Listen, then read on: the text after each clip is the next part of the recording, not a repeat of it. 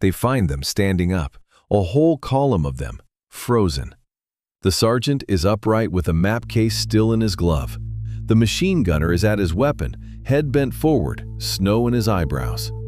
The supply soldiers are slumped over the crates they were carrying. Down the road, 2 men have toppled into the ditch with their rifles still on their shoulders. The Finnish ski patrol moves past them. Nobody speaks. They count more than 400 of them in the first kilometer. Not one of them has been shot.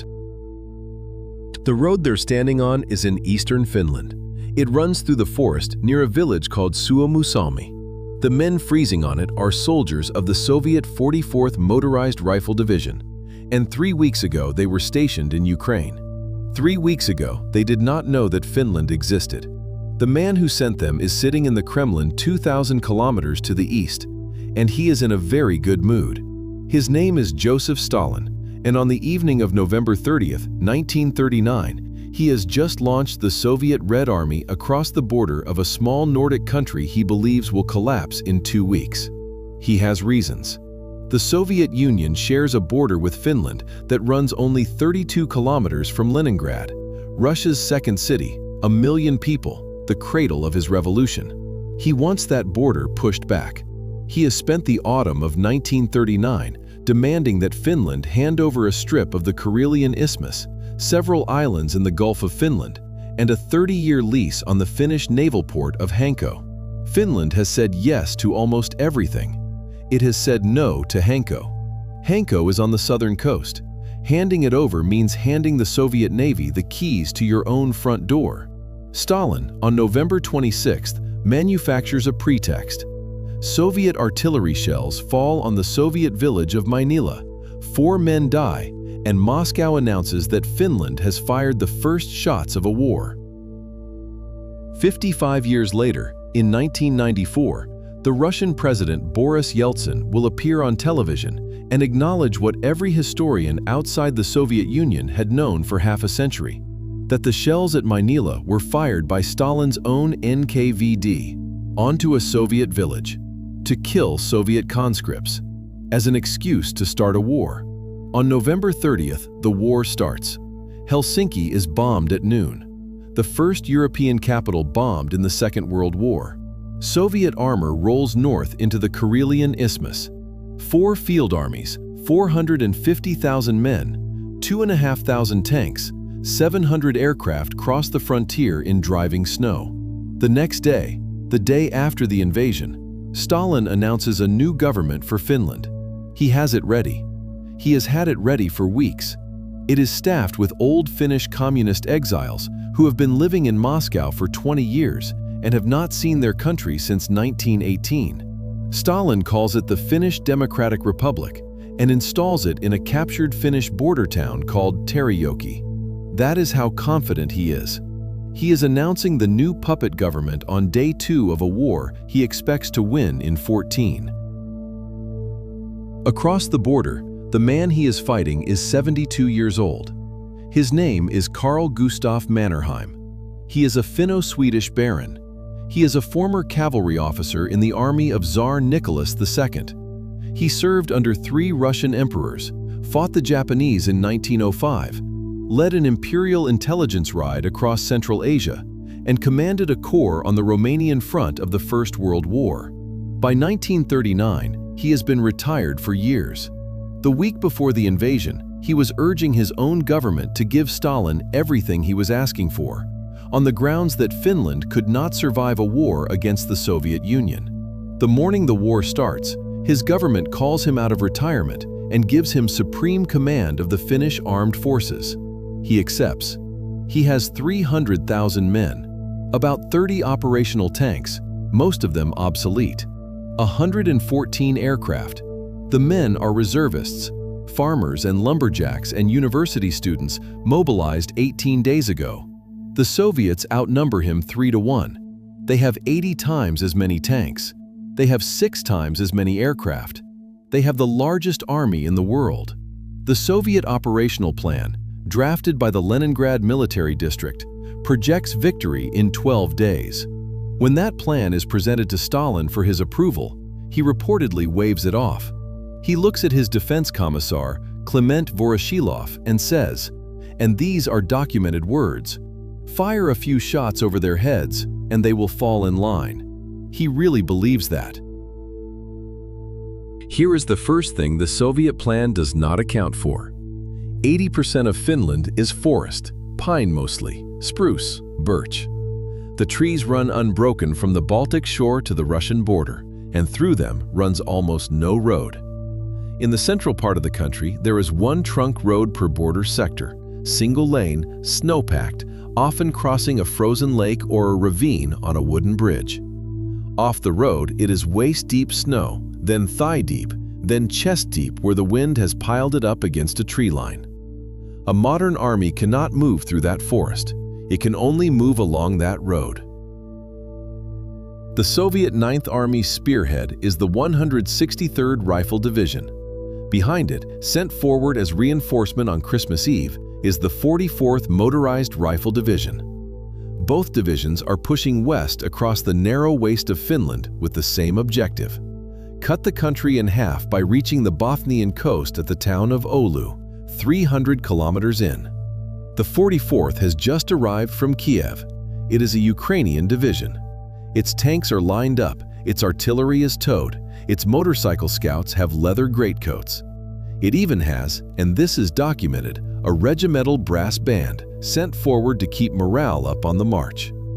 What it does not have is skis, or white camouflage, or proper winter clothing, or cold weather grease for its tank engines. The men have grown up on the Ukrainian steppe. Most of them have never seen this much snow in their lives. They march westward in column. The road from the Soviet frontier to the village of Suomussalmi is called the Rot Road. It is wide enough for one vehicle. The 44th Division stretches itself along it for 30 kilometers. Waiting in the forest is Colonel Jalmar Siilasvuo. 2 weeks ago, Siilasvuo was a Court of Appeals judge. He is 47 years old, a reservist, an infantry officer with no recent combat. He is given a hastily assembled formation called the 9th Division, reservists from the central Finnish regions, men who know the forest because they were born in it. Most of them are on skis. They wear sheets and white smocks over their gray wool. From 100 meters away, in pine shadow, a man in white camouflage on a snowfield is invisible. What Siilasvuo does next has been studied at military academies for 85 years. In Finnish, the word for a stack of firewood, chopped to a uniform length and stacked for storage, is motti. A motti is a unit of cut wood. The verb form means to chop something into stacked pieces. Siilasvuo's tactic is to do this to the Soviet column. He waits until the 163rd Division is well into Finland, beyond easy reinforcement. He lets the 44th Division strung out behind it for 30 kilometers of road. Then his ski companies move. They cut the road behind the lead Soviet element. They cut it again 4 kilometers further back. Then again. Each cut isolates a section of the Soviet column. Each section is now a motti, a stack of men chopped to length, in waist-deep snow with no way out. The Soviets cannot maneuver. They cannot leave the road because off the road they sink to their thighs. They cannot turn their tanks around in the corridor between the trees. They cannot call in air support because the Finnish weather has grounded their aircraft. They cannot dig trenches because the ground is frozen too hard for entrenching tools to bite. Their radios are not working in the cold. Their machine gun lubricant has thickened to glue. Their rifle bolts will not move. They light fires by their tanks because they cannot feel their feet. The Finns ski past them in the trees, 200 meters away, and shoot the men who stand near the fires. Then on Christmas Day, the temperature drops to -43 degrees Celsius. This is the part that even now is hard to communicate to anyone who has not stood in it. At -40 Celsius, exposed skin freezes in 2 minutes. Eyelashes weld themselves to one another. Breath crystallizes in the air. A Soviet sentry standing watch for an hour without proper boots loses his feet. A Soviet soldier sleeping without proper bedding in a foxhole he was told not to leave does not wake up. A Soviet soldier sitting against the trunk of a pine tree, eating his last frozen ration, finishes the meal and freezes in place before he can stand back up. This is the column the Finnish ski patrol is walking past at the start of this video. Sergeants with map cases still in their gloves. Machine gunners hunched over weapons whose actions will not move. Supply troops slumped over the crates they were carrying. 400 dead men in the first kilometer, and the Finns have not had to fire a shot. The Battle of the Rot Road runs from January 1st to January 7th, 1940. By the end of it, the Soviet 44th Motorized Rifle Division has effectively ceased to exist.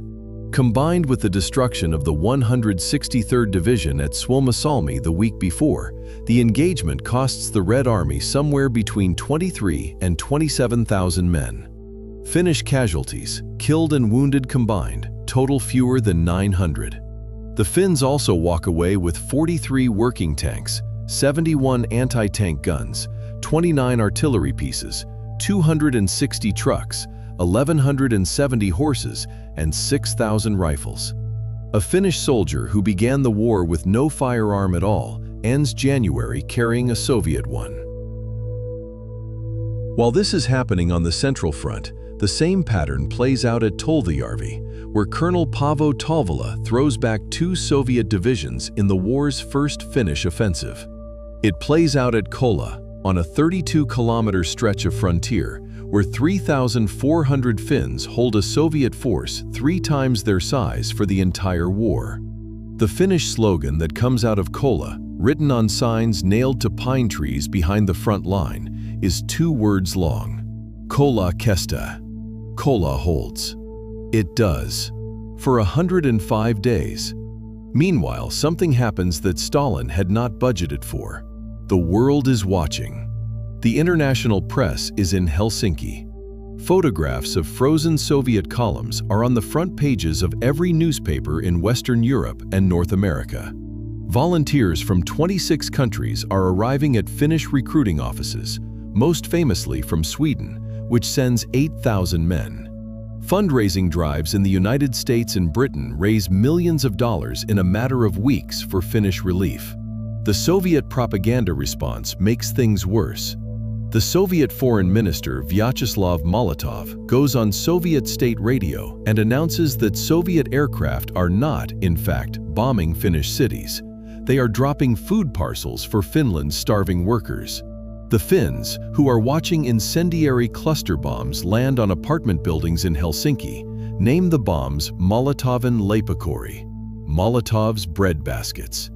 And when they begin filling glass bottles with petrol and tar to throw at Soviet tanks, they give the bottles a matching name. A drink, the Finns say, to go with Molotov's food.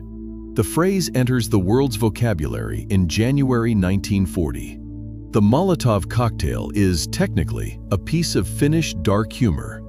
On the 14th of December 1939, 2 weeks into the war, the League of Nations formally expels the Soviet Union from the organization. It is the only time in the League's history that a member state is ever ejected. In Moscow, the news from the front is being read aloud at Politburo dinners. According to Nikita Khrushchev's later memoir, one of those dinners, somewhere in the first weeks of January, ends with Stalin throwing a roast suckling pig across the table at Marshal Voroshilov, blaming him for the Suomussalmi catastrophe. Voroshilov, drunk and furious and out of survival instinct for one moment in his life, throws it back, and then shouts at Stalin, "You have yourself to blame for all this. You're the one who annihilated the old guard of the army."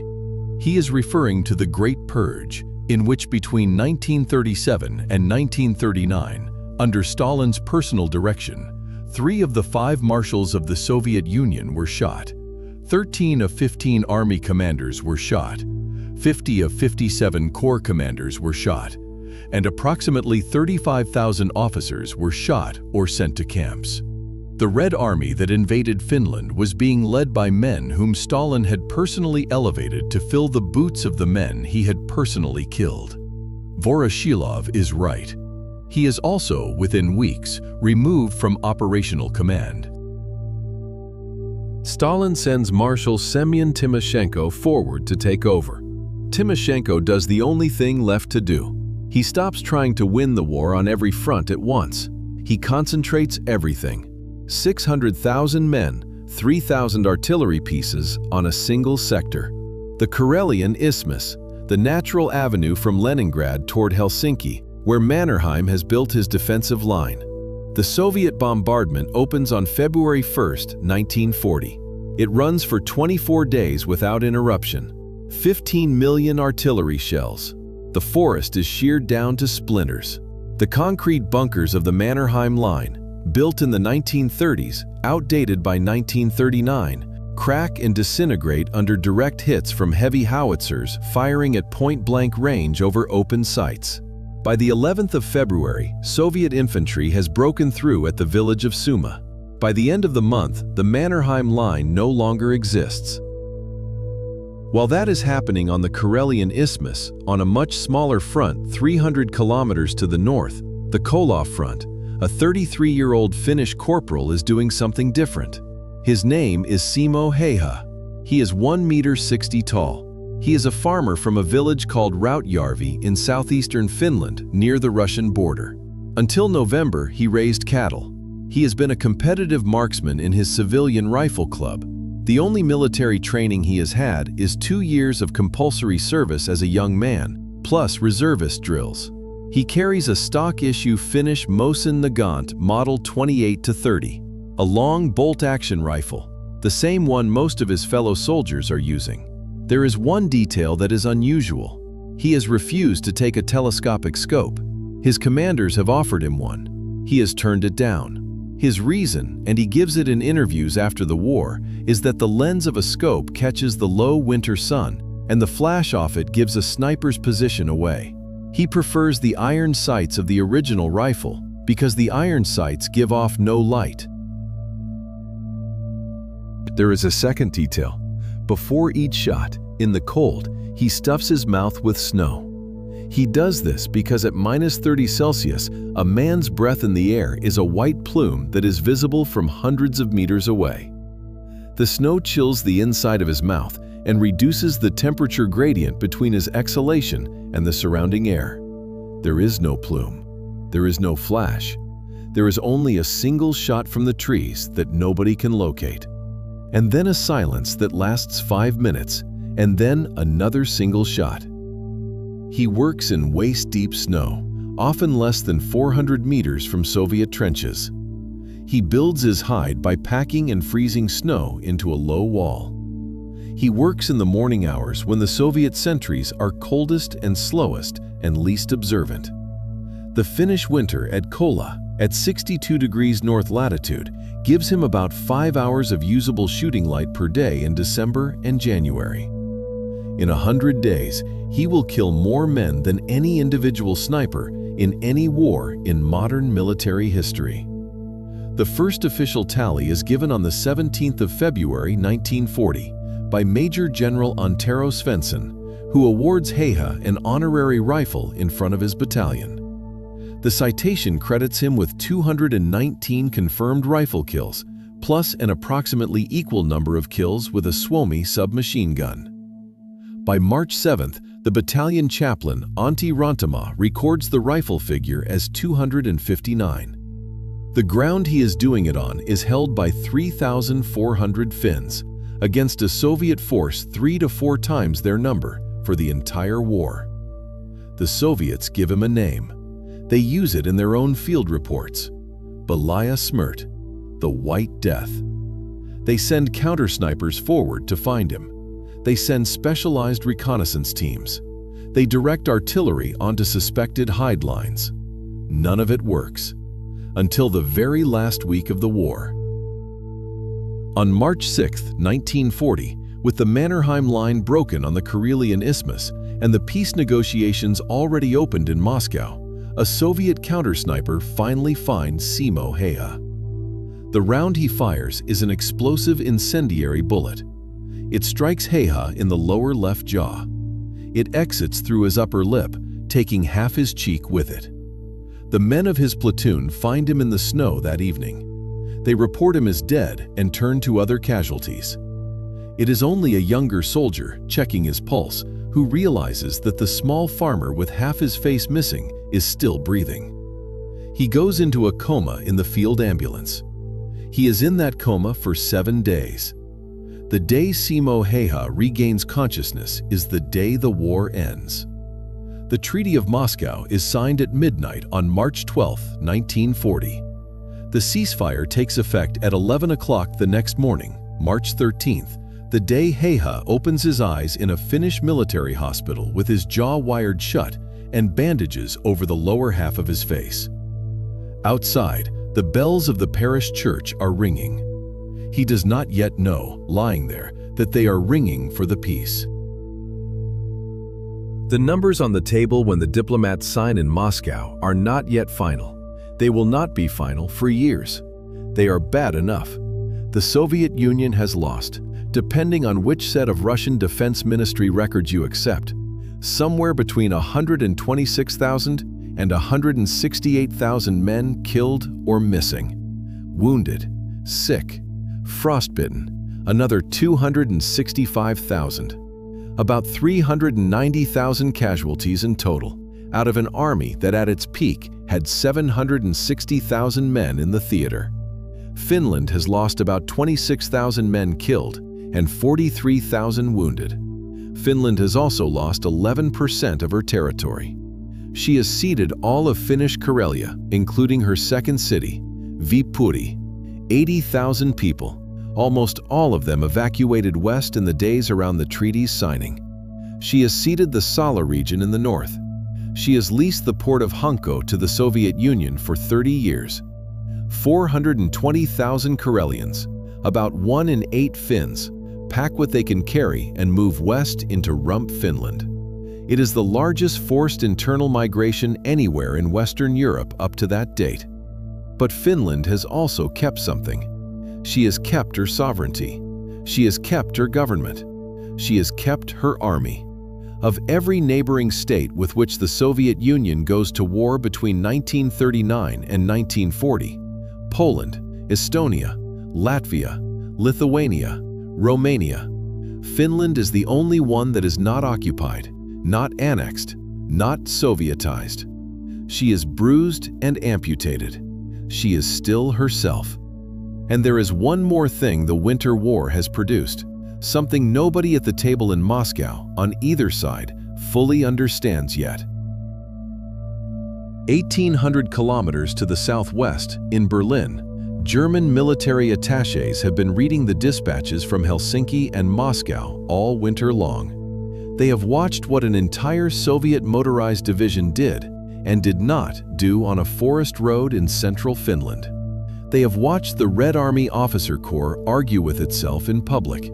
They have watched the largest army on earth take 105 days to push a country of 3.5 million people back 20 miles.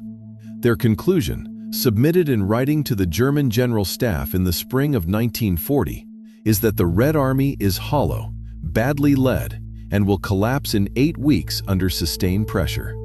That conclusion, more than any other piece of intelligence in the period, is what convinces Adolf Hitler that he can invade the Soviet Union and win.